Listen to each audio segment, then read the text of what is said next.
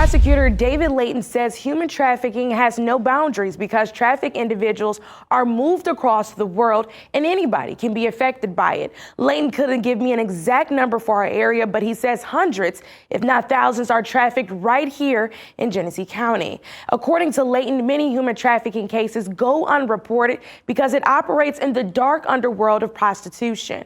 But the Genesee County Prosecutor's Office has had some success at prosecuting cases as law enforcement increases their ability to identify human trafficking.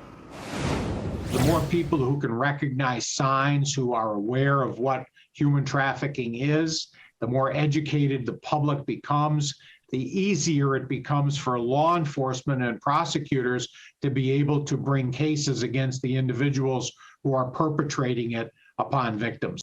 At a news conference last Wednesday, Genesee County Sheriff Chris Swanson says they too have had a lot of success with GHOST, the Genesee Human Oppression Strike Team. According to Swanson, since starting in 2018, the team has touched 35 counties across Michigan and worked with sheriffs in 17 counties with multiple jurisdictions. The GHOST team has facilitated the arrest of 144 predators. These are people that are coming to our location to have sex with a 15, 14, and 13-year-old. And the people that are part of GHOST is all of us. February 26th, the Sheriff's Office will launch the GHOST Certified program to bring more attention to human trafficking with the community's help. Some simple things that, people come to the emergency room for. And we see them and we treat them with simple hydration or, some nausea medicine, things like that. Those are things that we can offer at home. A Davison woman is trading her hospital job to start a new small business. Along with her husband, she's opened a new mobile hydration and wellness business. Our Mid-Michigan Now reporter Alexis Ware was able to sit down with the couple and talk about why they think what they're doing now will help to make their community healthier and safer. Michelle and Brandon Higas tells me they decided to open their business in light of the pandemic and seeing hundreds of patients not taking proper care of themselves at home. We both obviously worked in the emergency department through COVID, and we saw a lot of very sick patients.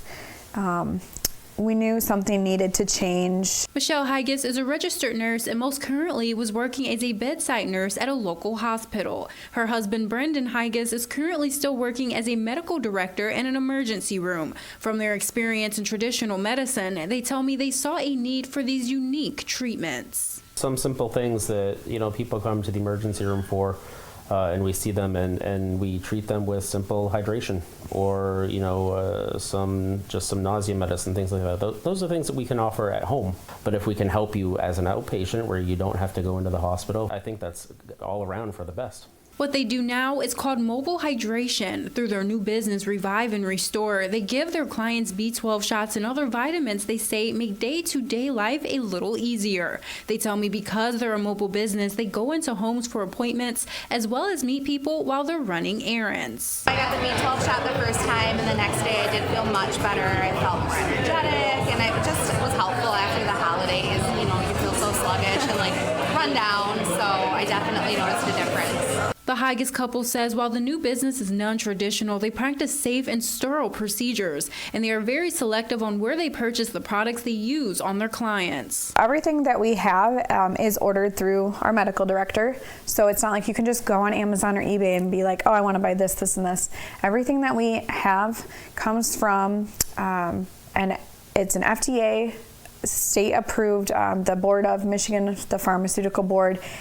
It's a pharmacy that's monitored by them, strictly regulated through everything that they do. The Higas couple tells me they've been doing this for about 2 months now. Classes now for the first time since the deadly shooting that killed 4 students.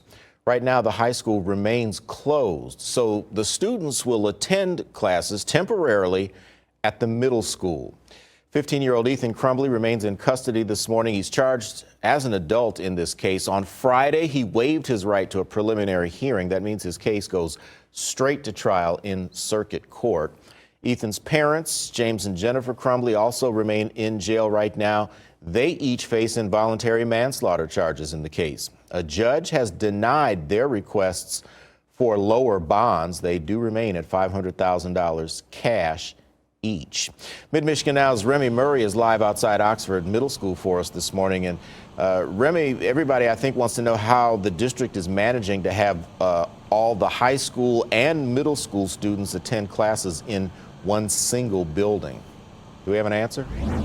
Well, Mike, that's a good question. They're going off of an alternate model system, an alternate hybrid system. And basically, they're allowing the high school students to come into the middle school for about 2 weeks. It'll end on January 21st. And all those principals have received detailed schedules and plans to send out to the parents so they're aware of what's going on. Now, the district hopes high school students can return to Oxford High School on January 24th after renovations are completed next week. Superintendent Tim Thorne didn't say what those changes will be, but the district plans to host 3 open house opportunities for high school students and their families to visit before returning to class on January 24th. One change we do know is that the high school students are required to use clear backpacks when they head back to class.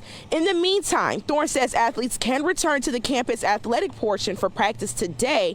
However, athletes will not have access to other areas of the high school while inside.